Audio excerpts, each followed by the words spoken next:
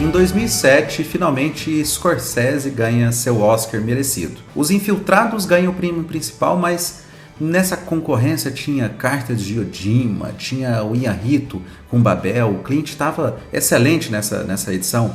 Filhos da Esperança estava concorrendo, Diamante de Sangue, O Último Rei da Escócia, inclusive, ganha como ator principal. O filme alemão marcante demais, né, o Das Leben des Anderen, A Vida dos Outros, né, um filmaço. Também havia nesse Oscar Peter O'Toole, né, com a sua última indicação, e ele inclusive leva esse ano o prêmio de maior interpretação do mundo do cinema, né, que ele por Lawrence da Arábia, obviamente, mas era um prêmio honorário.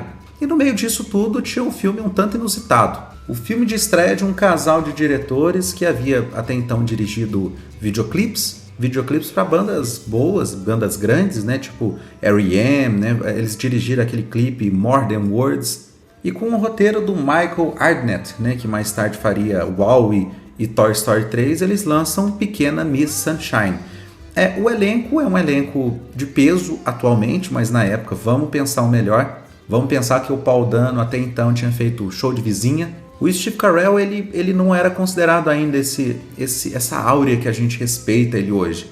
Ele tinha feito grandes coisas até então, já tinha passado aquela fase de descoberta dele com o Todo-Poderoso, ele já tinha interpretado a sequência, já tinha feito Virgem de 40 anos, então ele já estava em uma ascensão. Já tinha o The Office, mas aqui como papel dramático ele... Ai meu Deus... No meio do elenco, uma atriz mirim, Abigail, Alan Arkin, com talvez o maior ator aí do elenco, Toni Collette e o Greg Kinnear. Como eu disse, para a época é um elenco extremamente inusitado. Tirando o Alan Arkin, a gente tem aqui um elenco extremamente questionável na época, tá? Hoje não, na época. E o roteirista também, ele ainda não tinha entregado, ele não tinha feito o mundo chorar com Toy Story e WALL-E até então. Mas o que chega aqui é tão especial e tão fora da curva que é um daqueles casos de acerto que é difícil bater. Tanto que a dupla aí, o casal, ele nunca mais fez algo que se iguala. É uma pena, mas é um filme tão especial e eles mesmos falam que é um filme que deu tão certo. Tudo foi tão bem feito e tão bem encaixado que foi quase um milagre. A Pequena Miss Sunshine ele abre com uma cena bem questionável também. A gente tem todos os personagens principais sendo apresentados de forma contínua, todos ao mesmo tempo e sem nenhuma fala, só com trilha sonora. A gente vê um viciado, a gente vê um coach, a gente vê um adolescente triste e a tristeza em pessoa, né, com Steve Carell. É tão impressionante essa expressão do Steve que o título do filme surge aí. É uma família extremamente desestabilizada e um coach que tenta explicar como é a vida, como que é vencer, mas ele mesmo não sabe como vencer. A sua plateia é vazia. É um filme que retrata uma família em decadência. Não é à toa que o título desse filme em português de Portugal é Uma Família à Beira da Loucura. Eles comem um prato de papel com comida feita, é uma discussão sem parar, ninguém gosta de ninguém ali. O tio tentou se matar recentemente, mas existe uma esperança que a menina, que ainda tem um brilho no olho de ser uma Miss. O simbolismo dessa última esperança da família que vem da menina é o ponto de partida para uma viagem e um road movie se começa. Um road movie com um carro, um veículo em decadência, que não tem a primeira e a segunda marcha, que segundo o próprio roteirista é uma experiência pessoal que aconteceu com ele, ou seja, eles viajaram com um carro que tinha que empurrar para ir para a terceira marcha para funcionar. E todo esse veículo ele é uma metáfora da família, né? Como se aquela coisa que você tem que ficar empurrando e fazendo força para aquilo ali funcionar. E todo momento que eles sentam para ter algum contato familiar é algo instável. O pai você odeia desde o princípio, é um cara muito alto astral, que acha que tudo ele tá certo em tudo. É um horror de pessoa, mas o mais interessante é a interpretação desse ator. Porque ele vai conseguir fazer uma construção de personagem que vai levar a gente a acreditar tanto na sua motivação, que a princípio é quase impossível a gente acreditar num coach, né? Mas a gente fica extremamente emocionado pela sua tentativa. Você vê que é uma coisa de pai, de querer o melhor para a família, mas ele está fazendo tudo errado. E ele percebe isso, então é uma coisa fantástica. O personagem do Arkin é uma coisa... Ele leva o Oscar esse ano, né? É uma participação pequena e é uma participação tão marcante que ele faz falta quando ele não tá mais no filme. Agora eu vou dar spoiler, tá? Pra quem não viu. Mas o personagem dele, do vô, morre no meio do filme. E eu acho impressionante a fotografia no momento que ele morre, que o médico avisa a família, né, informa, e quando ele sai existe um vazio naquele quadro. Você vê que o quadro está instável. Então, por mais que todo mundo se odiava naquela família até então, ninguém conseguia trocar uma hora de conversa em paz ali. Inclusive, existe uma curiosidade de elenco, de produção, que a atriz mirim, a Abigail, ela realmente ficava de fone ouvindo música, que era um cuidado da produção, porque eles xingavam tanto durante, que era roteiro, né? Durante as falas dos personagens, que era melhor deixar a criança com fone. Então era muito xingamento, era muita bobagem. Então você vê que é uma família que se odeia. E antes do pai morrer, a frase que ele desestabiliza o filho é uma coisa impressionante. Porque após, inclusive é uma curiosidade, né? Após ele conversar com o gerente ali, que iria fazer o caso dele, o sonho dele se concretizar, que é um empresário, que inclusive é interpretado pelo Bryan Cranston, mais tarde, olha pra você ver, o Walter White é um personagem pequeno e mais tarde o Hank vai aparecer como outro personagem pequeno. Então o Breaking Bad está ali nas beiradas desse filme. Após o sonho desse pai se destruir e ele ter um consolo do pai pela primeira vez, porque o pai aproxima e fala, olha, pelo menos você tentou, a maioria das pessoas não tentou, né? É uma coisa tão emocionante a interpretação desse ator, é incrível demais.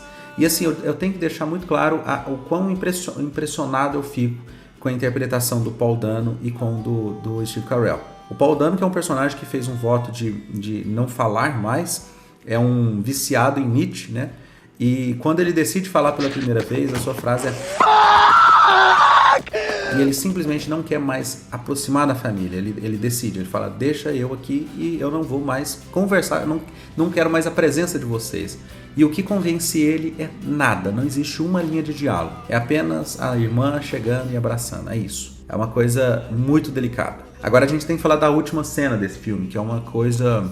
É emocionante porque o filme, a escolha do filme de não deixar a gente ver qual é a coreografia da menina deixa a gente angustiado, fala assim, ai meu Deus, como é que vai ser essa coisa? Porque o filme ele tem uma escolha de produção que é fazer aquelas meninas que vão se apresentar no final serem realmente Miss e crianças que participam, que vivem nesse mundo, tanto que dá um estranhamento até, muito estranho esse mundo das Miss aí.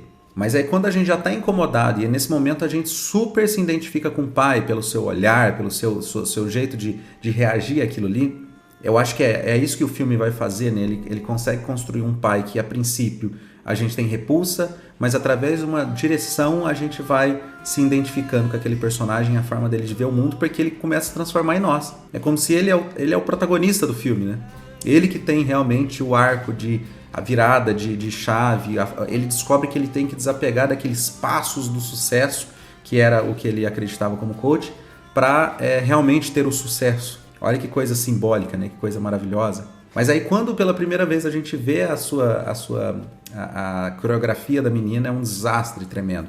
A gente fica entre uma comédia e um drama. Inclusive no final do filme eu termino dizendo que esse filme é de drama. Ele tem elementos de comédia, mas esse filme essencialmente é drama. É um drama familiar, uma construção de personagem tão profunda que é até ofensivo falar que aquilo ali se resume a uma comédia. Não que a comédia não teria capacidade de construir profundidade de construção de personagens, mas o drama que envolve esses personagens são tantos que é difícil a gente determinar a comédia como gênero principal dessa produção. No final, ela perder o campeonato, e não só perder, mas ser proibida de participar dos próximos, soa uma vitória, o que eu acho, em questão de roteiro, é fantástico, porque ele consegue criar uma repulsa nossa para com aquele festival, aquele evento das Miss, e a menina realmente fica incomodada com aquilo, todo mundo acha aquele ambiente horrível, e você ser proibido de entrar lá de novo é uma vitória. Porque eu não quero participar desse universo. Olha que coisa horrível. Sexualização infantil é uma coisa horrível. Então repara que não é um filme com antagonista, não é um filme com herói, não é um filme com uma estrutura de roteiro muito bem definida, onde a trajetória, a vitória, enfim, não existe esse clímax que é uma vitória em geral. O filme inverte toda a questão, porque o vô morrer no meio do filme é uma coisa que realmente deixa a gente sem saber para onde o filme vai agora. E quando eles incorporam aquela coisa, a família inteira, de a gente tem que conseguir chegar no evento das Miss, porque isso é como se fosse uma vitória familiar que a gente está se unindo por essa menina e isso que está aproximando a gente. Não só pela menina, né? Pelo carro também. Porque as únicas vezes que eles sorriem no filme, tirando o final, é quando eles estão tentando fazer o carro funcionar. Olha que coisa irônica, né? No momento de sufoco, é um momento de alegria da família, porque eles estão trabalhando juntos. É um filme muito fácil de se identificar, né? Quem tem relações familiares conturbadas, todo mundo que convive com família sabe que existe esses altos e baixos aí. E esse filme é uma grande lição, né? É um road movie dramático, lindo, que eu super recomendo. Se não viu, veja, mesmo com os spoilers. Eu acho impossível estragar a experiência desse filme com spoiler. Então é isso. Se tiver alguma recomendação de filme, deixa nos comentários. Isso foi um comentário breve aí sobre Miss Sunshine, né? Espero que tenha gostado. Inscreve, comenta, compartilha, aquela coisa de sempre. Até o próximo. Tchau.